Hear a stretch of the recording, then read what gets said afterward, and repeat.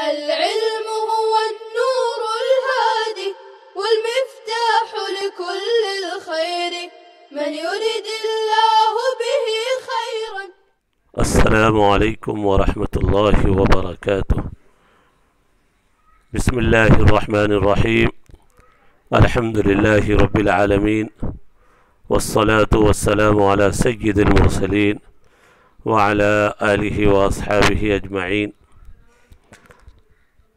عزیز طلبہ، حسامی کا یہ سبق ہے. عقل کی بحث چل رہی ہے. عقل کے سلسلے میں 3 مذاہب آئے: معتزلہ، اشاعرہ، ماتریدیہ اور محققین احناف کا. عقل معتزلہ کے نزدیک علت موجبہ ہے، محرمہ بھی ہے. عقل ہی سے حرمت بھی ثابت ہوگی، کسی چیز کا حسن اور کسی چیز کا قبح. ساری چیزوں کا مدار عقل پر ہے. شریعت کو بالکل انہوں نے پس پشت ڈال دیا. اشاعرہ نے کہا سب کچھ شریعت ہے، عقل کا کچھ بھی اعتبار نہیں، لا عبرت بالعقل. ماتریدیہ اور محققین احناف نے کہا کہ دونوں کا دخل ہے. شریعت کا کام ہے اثبات احکام اور عقل کا کام اثبات اہلیت. عقل کی بنیاد پر آدمی کے اندر احکام شرع کی اہلیت ثابت ہوتی ہے. آج کا سبق ہے جس میں عقل کی تعریف کی جائے گی کہ عقل کیا چیز ہے. عقل کی تعریف کیا ہے؟ لغوی معنی آپ جان چکے ہیں. عقل کے معنی روکنے کے، اسی سے عقال رسی کو بولا جاتا ہے جس سے اونٹ کو یا کسی جانور کو باندھا جائے. رسی وہ روکتی ہے ادھر ادھر جانے سے. تو عقل کے معنی روکنا. انسان کی عقل بھی اس کو برائیوں سے روکتی ہے، فحش کاموں سے روکتی ہے، اور وہی صحیح عقل ہے جو انسان کو برے کاموں سے روک دے. دیکھیے اصطلاحی تعریف: وَهُوَ نُورٌ فِي بَدَنِ الْآدَمِيِّ يُضِيءُ بِهِ الطَّرِيقَ. بڑی اچھی تعریف ہو رہی ہے. کہہ رہے کہ عقل کی اصطلاحی تعریف کہ عقل ایک نور کا نام ہے، انسان کے بدن میں ایک روشنی کا نام ہے، نور ہے. یضیء بہ الطریق، جس سے راستہ روشن ہو جاتا ہے. ایک نور اللہ تبارک و تعالیٰ نے ہم سب کے بدن میں ودیعت کر رکھی ہے، جس نور کی وجہ سے انسان کو صحیح راستہ غلط راستہ سمجھ میں آنے لگتا ہے. یضیء بہ الطریق. پھر آگے عقل کا کام وہاں سے شروع ہوتا ہے جہاں سے حواس کے ادراک کی انتہا ہوتی ہے. اللہ تبارک و تعالیٰ نے چیزوں کو سمجھنے کے لیے ہمارے جسم میں 5 قوتیں رکھی ہیں جن کو حواس سے خمسہ کہا جاتا ہے. مثلا ہم کان سے سنتے ہیں تو قوت سامعہ ہے، آنکھ سے دیکھتے ہیں تو یہ قوت باصرہ ہے، ناک سے سونگھتے ہیں تو یہ قوت شامہ ہے، زبان سے چکھتے ہیں تو یہ قوت ذائقہ ہے، اور ایک 5ویں قوت لامسہ ہے جو پورے بدن میں چھو کر ہم بہت ساری چیزوں کو، نرم کو، سخت کو، گرمی اور ٹھنڈک کو پہچانتے ہیں چھو کر بھی. یہ قوت لامسہ ہے. حواس سے خمسہ کے علم کی جہاں انتہا ہوتی ہے وہاں سے عقل کا کام شروع ہوتا ہے. یہی ہے آگے کی عبارت کا مفہوم: یبتدئ بہ من حیث ینتہی الیہ درک الحواس. ابتدا ہوتی ہے جہاں سے حواس کے ادراک کی انتہا ہو جائے. حواس کے ادراک کی انتہا ہو جائے. فیبدو المطلوب للقلب. پھر صفحہ پلٹ لیں جی. حواس کے ادراک کی جہاں انتہا ہوتی ہے وہاں سے عقل کے ادراک کی ابتدا ہوتی ہے. فیبدو المطلوب للقلب. مطلوب قلب کے سامنے ظاہر ہو جاتا ہے، قلب کے لیے ظاہر ہو جاتا ہے. پھر قلب اس کا ادراک کرتا ہے غور و فکر کے ذریعے اللہ کی توفیق سے، لا بھی ایجابی، نہ کہ عقل کے واجب کرنے سے. دیکھیں عقل بھی سمجھنے میں اللہ کی توفیق کا محتاج ہے. قلب کو ادراک ملتا ہے، قلب سمجھتا ہے اللہ کی توفیق سے. کوئی چیز مستقل نہیں ہے، ہر چیز میں اللہ کی توفیق شامل ہے. ادراک قلب میں، ادراک عقل میں قلب کو جو ادراک ہوتا ہے عقل کے واجب کرنے سے نہیں بلکہ در حقیقت اللہ تعالیٰ کی توفیق سے، بتوفیق اللہ تعالیٰ۔ بڑی اچھی مثال دے رہے ہیں مصنف، دیکھیے عقل عالم باطن ہے، اندر کی دنیا ہے، اس کو ایک ظاہری دنیا سے کائنات میں جو ایک ظاہر میں چیز موجود ہے اس سے سمجھا رہے ہیں۔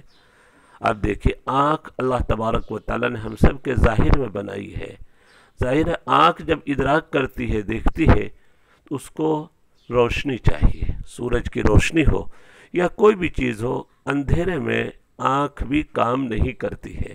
آپ نے دیکھا آنکھ ادراک میں سورج کی اور خارجی روشنی کا محتاج ہے، بالکل یہی حال ہے قلب کا اور عقل کا کہ اس کو ادراک کے لیے اللہ تبارک و تعالیٰ کی توفیق چاہیے۔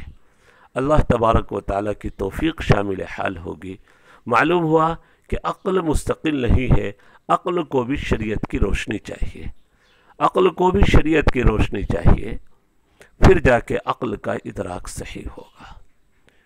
تو اسی کو آنکھ اور سورج کی مثال دیکھ کر سمجھا رہے ہیں، جیسے آنکھ کو سورج کی روشنی کی ضرورت ہے، اس عقل اور قلب کو بھی اللہ کی توفیق، بصیرت، سمجھداری کی ضرورت ہے، جس سے قلب اور عقل کو ادراک ملے گا۔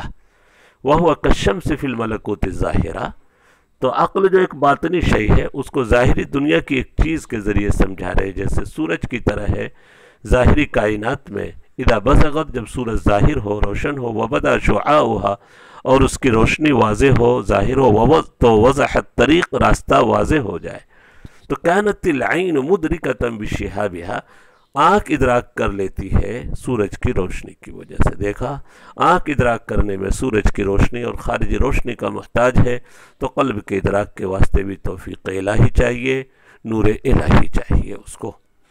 شریعت سے ہم مستغنی نہیں ہو سکتے، صرف عقل کے اوپر احکام کا مدار نہیں ہو سکتا، اسی لیے کہہ دیا معتزلہ کے مذہب کو رد کرتے ہوئے مصنف نے وَمَا بِالْعَقْلِ كِفَایَةٌ، آگے کے صفحے پر ہے، یہ تیسرا صفحہ، عقل کافی نہیں ہے۔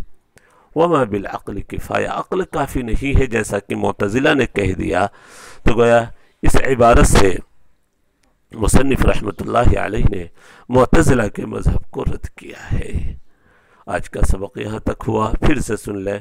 عقل کی تعریف آئی تھی، نور فی بدن الآدمی یضیء بہ الطریق، انسانی بدن کا روشنی جس سے راستہ روشن ہو جاتا ہے، اور ابتدا ہوتی ہے عقل کے ادراک کی، جہاں سے حواس کے ادراک کی، حواس خمسہ مراد ہے۔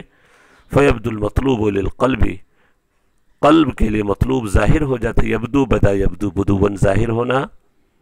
فیدرکہ القلب بتأملہ، قلب ادراک کرتا ہے اس کے غور و فکر سے، اللہ تبارک و تعالیٰ کی توفیق سے۔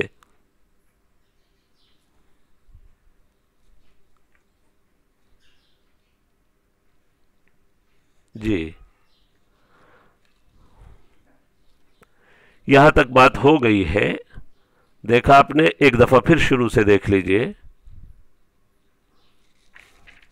جی وَهُوَ نُورٌ فِي بَدَنِ الْآدَمِيِّ، انسانی جسم کا ایک نور ہے، عقل کی تعریف، جس سے راستہ روشن ہوتا ہے، اس کی ابتدا ہوتی ہے جہاں سے حواس کے ادراک کی انتہا ہو۔ حواس سے مراد حواس سے خمسہ، تو مطلوب مقصود ظاہر ہوتا قلب کے لیے، قلب اس کا ادراک کر لیتا ہے غور و فکر کے ذریعے اللہ کی توفیق سے، لا بِإِیجابِہ، عقل کے واجب کرنے سے نہیں۔ اور پھر سورج اور آنکھ کی مثال دی جا رہی، کالشمس فی الملکوت الظاہرہ، اذا بزغت، جب سورج روشن ہو جائے، اس کی شعاع ظاہر ہو جائے، ووضح الطریق، اور راستہ واضح ہو جائے، تو کانت العین مدرکۃ بشہابہا، آنکھ ادراک کر لیتی ہے سورج کی روشنی کی وجہ سے۔ جی جیسے آنکھ ادراک میں مستقل نہیں ہے، اس کو سورج اور خارجی روشنی چاہیے، عقل بھی کافی نہیں ہے، اسی کو رد کیا آگے، وما بالعقل کفایہ، یہ آخری عبارت ہے، عقل کافی نہیں ہے، معتزلہ کے اوپر رد کر دیا ہے. وما بالعقل کفایہ، انہوں نے عقل کو کافی سمجھا. اللہ تبارک و تعالی ہم سب کے لیے سمجھنا آسان فرمائے. وصلی اللہ علی النبی الکریم وعلی آلہ واصحابہ اجمعین. السلام علیکم ورحمۃ اللہ وبرکاتہ. السلام عليكم. لا تنسوا الاعجاب بالفيديو والاشتراك في القناة تشجيعا لنا لنستمر بنشر المزيد إن شاء الله.